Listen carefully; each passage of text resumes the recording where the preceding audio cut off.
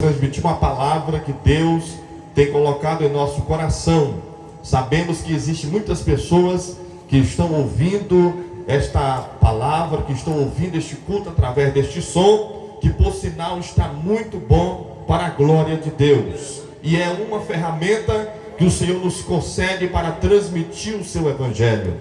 E eu quero ler uma porção bíblica do Evangelho de Lucas, capítulo 10, versículo 30, que diz assim: Jesus prosseguiu dizendo: um certo homem descia de Jerusalém para Jericó e caiu nas mãos de alguns ladrões. Estes, depois de tirar a roupa e lhe causar muitos ferimentos, retiraram-se, deixando-o semi-morto. Por casualidade, um sacerdote estava descendo por aquele mesmo caminho e, vendo aquele homem, passou de largo. De igual modo, um levita descia por aquele lugar e, vendo-o, também passou de largo. Certo samaritano que seguia o seu caminho passou perto do homem e, vendo-o, compadeceu-se dele e, aproximando-se, fez curativos nos ferimentos dele, aplicando-lhes óleo e vinho. Depois colocou aquele homem sobre o seu próprio animal, levou-o para uma hospedaria e tratou dele. No dia seguinte, separou 2 denários e os entregou ao hospedeiro, dizendo: cuida deste homem, e se você gastar algo mais, farei o reembolso quando eu voltar. Temos lido até o versículo 35. Queridos e amados irmãos, a todas as pessoas que estão conosco nessa noite, nós acabamos de ler uma porção bíblica encontrada no Evangelho de Lucas, capítulo 10, versículo 30 até o 35. Dependendo totalmente de Deus, nós queremos trazer uma palavra a todas as pessoas que estão aqui, a igreja do Senhor, subordinada ao seguinte tema: ajuda de uma fonte desprezada. Quando nós olhamos para esse texto, queridos, nós nos deparamos com o Senhor Jesus Cristo sendo confrontado por um intérprete da lei, por alguém que conhecia os oráculos da lei de Moisés. Este homem, por sinal, querendo colocar Jesus à prova, ele faz uma pergunta, talvez uma pergunta que se faz até os dias de hoje para a igreja do Senhor. Aquele homem, diante de todos, ele diz: mestre, eu quero te fazer uma pergunta: o que eu farei para herdar a vida eterna? Esta foi a interrogação que aquele homem fez para o Senhor Jesus Cristo. Jesus, conhecendo todos os corações, ele responde e com uma pergunta: o que está escrito na lei? Esta foi a interrogação que Jesus fez para aquele homem. E aí, como você a entende? 2 perguntas para aquele escriba.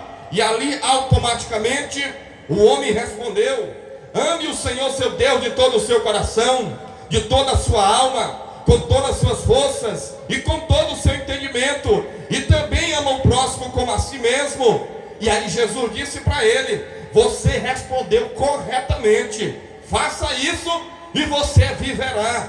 Todavia, aquele homem vai mais à frente e ele quer se justificar. E aí ele faz uma pergunta para Jesus: mestre, eu quero te fazer outra pergunta: quem é o meu próximo? Esta foi a segunda pergunta que aquele homem faz para o Senhor Jesus Cristo. Jesus, ele não respondeu ele, mas ele começa a iniciar-se contando uma história, uma narrativa bíblica. E essa narrativa bíblica, ela nos chama a atenção. Por quê? Porque Jesus vai narrar a história de um certo homem que descia da cidade de Jerusalém até a cidade de Jericó. Os irmãos sabem que a cidade de Jerusalém era a cidade onde o povo de Deus estava habitando. A cidade de Jerusalém era o local que foi estabelecido por Deus como a capital do povo de Deus naquela época, a Canaã escolhida por Deus. Mas dentro deste contexto, o Senhor Jesus, ele conta a história deste homem a Bíblia não revela o nome dele. Muitos comentaristas também não revelam o nome daquele homem. Sabe-se que aquele homem, ele faz uma trajetória de Jerusalém até Jericó. E o que me chama a atenção é que Jesus conta a história deste homem fazendo uma trajetória de Jerusalém para Jericó. A trajetória que aquele homem escolhe, aonde Jesus conta, foi um caminho perigoso. Para muitos daquela época, para os rabinos daquela época, era uma trajetória perigosa. Era uma trajetória que era até conhecida como a trajetória, o caminho da morte. Mas mesmo assim, ele decide ir por aquele caminho. Jesus se inicia contando esta parábola, essa história assim: descia um certo homem de Jerusalém para Jericó. E nesse intervalo, alguns quilômetros depois, aquele homem se depara com alguns ladrões, com pessoas sanguinárias que faziam mal daquelas pessoas e que viviam naquela região. Hoje já foi provado que naquele mesmo local, entre Jerusalém e Jericó, existiam ruínas de 2 hospedarias. Estas hospedarias ficaram neste intervalo, e próximo de uma delas, os ladrões pegaram este homem, fizeram atrocidades com ele, roubaram tudo que tinha. Aquele homem foi deixado quase morto, mas não estava morto. E aí o Senhor Jesus prossegue dizendo: depois que aquele homem está na sarjeta, naquele terreno pedregoso, onde tinha muitas pedras, muito pulfo, aquele homem está ali agora precisando de uma ajuda, precisando de alguém para estender a mão para ele. De repente o Senhor Jesus continua a história dizendo: desce um sacerdote, mas aquele homem passa distante e não ajuda aquele homem que estava naquela situação. Depois passa o levita, olha a situação dele e ele passa e vai embora e não ajuda. Mas aí vem o terceiro personagem, e esse terceiro personagem, ele é diferente dos demais. Por quê? Porque o sacerdote, o levita, era um povo judeus, era um povo que era da Judeia, e aqueles homens não ajudaram aquele que estava necessitando. Mas esse terceiro homem, que a Bíblia intitula de bom samaritano, é diferente de todos. Por quê? Porque ele não era judeu, porque ele não era da Judeia, ele era um samaritano. E os irmãos sabem que todos os samaritanos, ele não tinha comunhão, acordo com o povo de Jerusalém. Por quê? Porque o povo de Jerusalém, os judeus, acreditavam que os samaritanos eram um povo distante de Deus, era um povo que não acreditavam na palavra. É por isso que nós intitulamos esta palavra nessa noite de ajuda de uma fonte desprezada. O samaritano com certeza não seria alguém que alguém esperaria receber uma ajuda. Todavia foi um samaritano que parou na sua trajetória, com certeza tinha seus compromissos, com certeza iria resolver alguma coisa na sua caminhada, mas ele para ali, vê aquele homem naquela situação. A Bíblia diz, o Senhor Jesus conta que aquele homem para, vê um homem naquela situação e ele se compadece, ele tem uma compaixão no seu coração por aquele homem. E a Bíblia diz, o Senhor Jesus conta a história dizendo que ele chega até aquele homem, aplica óleo e vinho sobre as feridas que tinha o seu corpo, e ele vai mais longe, ele coloca aquele homem sobre o seu animal e leva para uma hospedaria.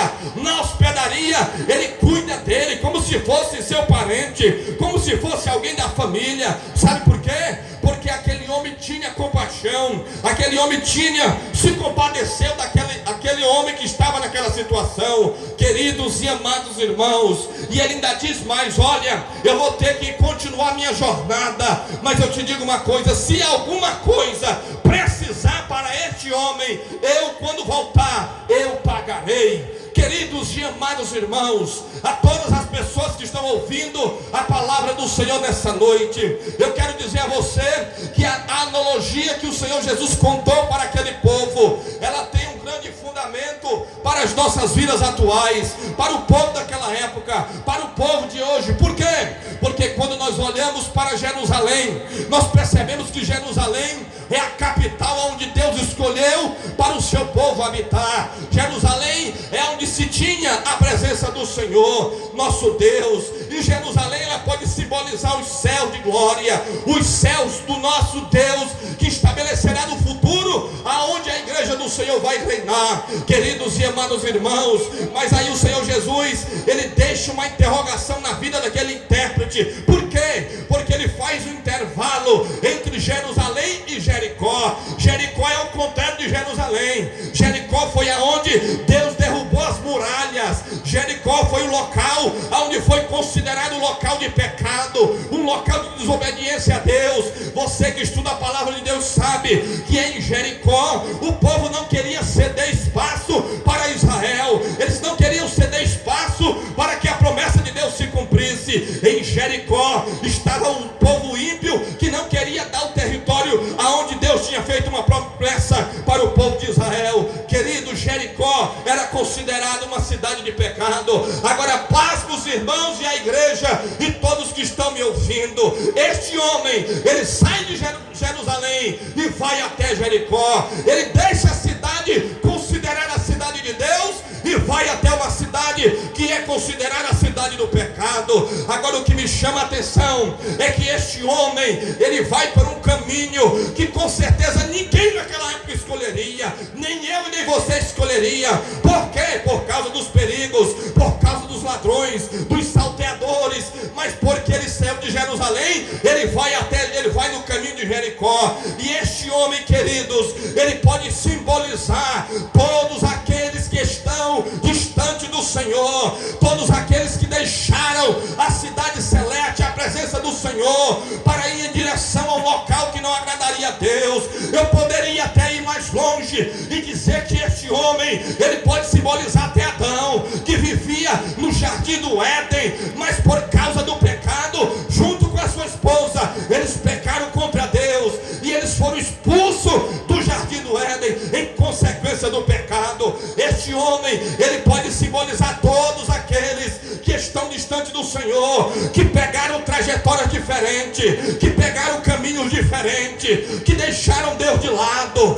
que abandonaram a palavra de Deus de lado, que deixaram os oráculos de Deus de lado, para viver uma vida sem Deus, sem paz e sem salvação. Mas eu quero dizer nessa noite, que mesmo tendo um sacerdote, mesmo tendo um levita este que não estava preocupado com a situação daquele homem, sacerdote aquele religioso que não estava comprometido com a sua lei, com a lei de Deus e nem com a situação do seu próximo. Mas aí surge nessa história um homem que a Bíblia intitula o bom samaritano. Este bom samaritano, nós podemos simbolizar ele, representar ele como Jesus Cristo, o Filho do Deus vivo. Por que eu estou simbolizando? Porque este bom samaritano, ele tem as características de Jesus.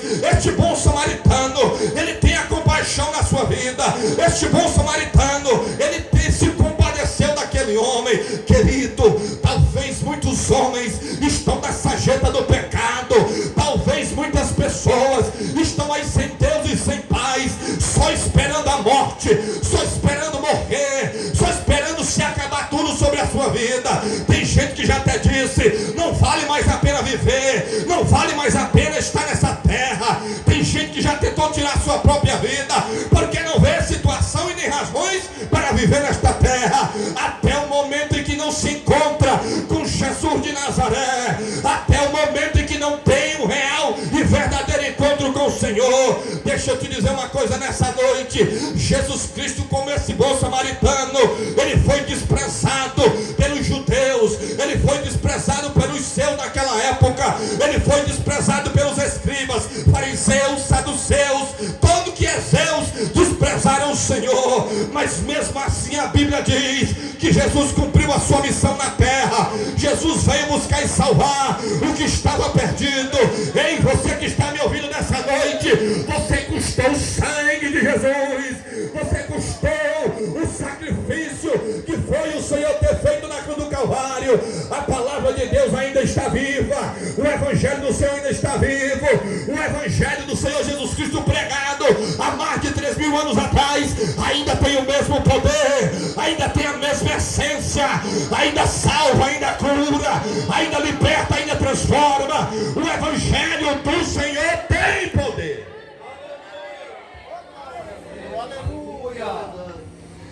E aí o Senhor Jesus, aquele bom samaritano, ele vai até a presença daquele homem, e a Bíblia diz que ele leva-o sobre o seu animal. Tem pessoas na nossa atualidade precisando da ajuda de Deus, precisando do auxílio de Deus, e a única forma é se encontrar com Jesus de Nazaré, é aceitar a Cristo, é receber a palavra no coração. A única forma de recebermos a ajuda de Deus é recebendo o sacrifício, confiando, acreditando no sacrifício de Jesus. E a Bíblia diz que o bom samaritano leva ele sobre um animal, sobre aquele animal, leva para uma hospedaria. Essa hospedaria, ela pode simbolizar hoje a igreja do Senhor. Você que está me ouvindo nessa noite, todas as pessoas perdidas, distantes de Deus, elas precisam ser levadas para a hospedaria, e através da hospedaria, receber a palavra na sua vida, receber o evangelho na sua vida.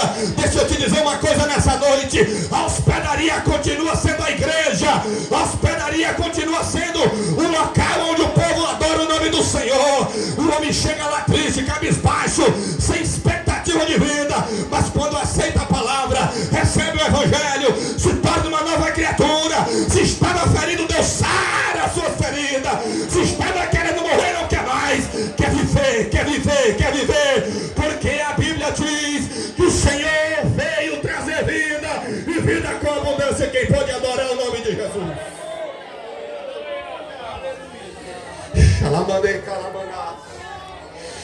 A hospedaria está no ponto para receber todos aqueles que estão em situação difíceis. A hospedaria do Senhor ainda está de portas abertas. Talvez aquela hospedaria daquele homem hoje é só ruínas perto de Jerusalém, mas a hospedaria celestial, ela está ainda novinha em folha, tudo com lugar, cadeira, esperando você voltar-se para o Senhor Jesus Cristo. E a Bíblia diz, o Senhor Jesus continua dizendo, que aquele homem, no outro dia, ele paga toda a dívida, tudo que precisou ele pagou. Queridos, tudo que precisou ser pago por minha vida e pela sua vida, Jesus pagou na cruz do Calvário. Toda maldição, toda condenação que estava sobre a vida do homem, Jesus cravou na cruz do Calvário. O véu do templo se rasgou de alto a baixo. Deus abriu a porta da graça para a humanidade. Deus abriu a porta da graça para você que está me ouvindo. Deus abriu a porta da salvação para todos aqueles que quiserem entrar. Nesta noite a igreja do Senhor, autorizada por Ele próprio, está aqui neste povoado Tanque da Rodagem, dizendo a você que está ouvindo: a única solução do homem é Jesus.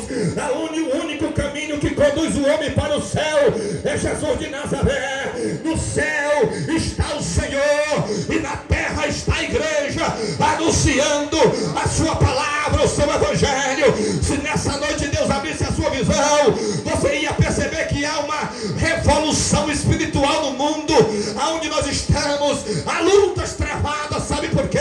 Porque aonde a igreja de Deus está, aonde a igreja do Senhor chega, o reino de Deus também chega e é anunciado, e as trevas têm que bater em retirada, os demônios têm que bater em retirada, todas as forças malignas têm que bater em retirada. Quem está entendendo a palavra de Deus, glorifique e exalte o nome do Senhor. O bom samaritano está aqui nessa noite. Talvez ninguém esperaria receber uma ajuda de um samaritano naquela época, mas foi ele que ajudou aquele homem judeu. E hoje Jesus está aqui. Você pode não ver ele fisicamente, mas nós podemos sentir ele aqui nesses céus abertos. Você e eu podemos sentir, porque ele está aqui conosco nessa noite. Ele está no meio da sua igreja. O Espírito Santo de Deus está conosco nessa noite.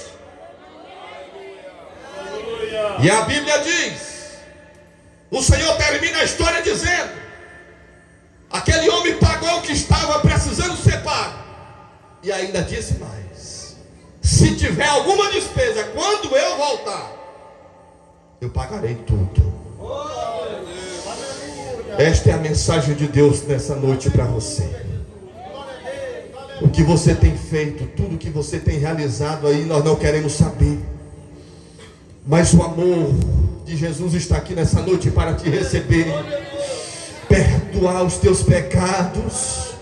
A Bíblia diz: se nós andarmos na luz como na luz está, teremos comunhão uns com os outros. O sangue de Jesus Cristo, seu Filho, nos purifica de todo pecado.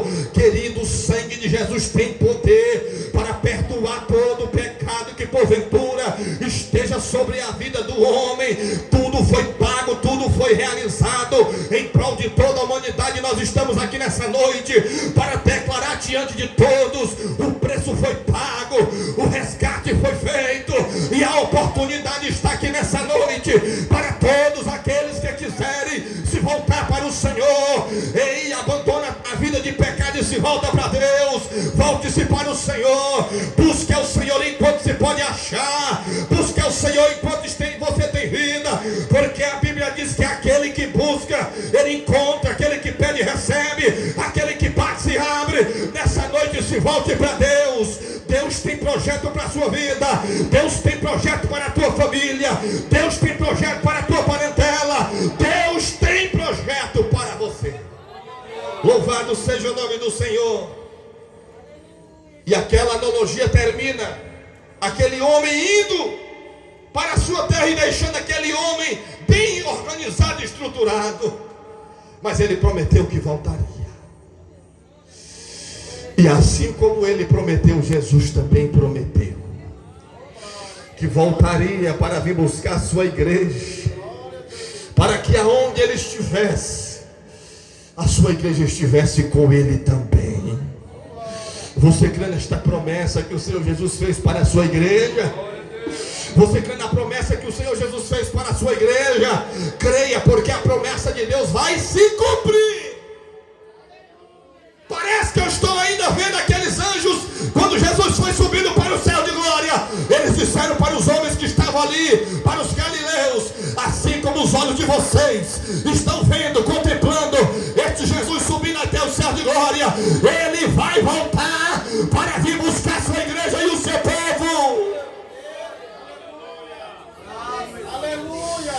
Jesus vai voltar. Prepara-te para encontrar com o Senhor teu Deus. Fique de pé nessa noite em nome de Jesus. Glória a Deus. Nós queremos aproveitar a oportunidade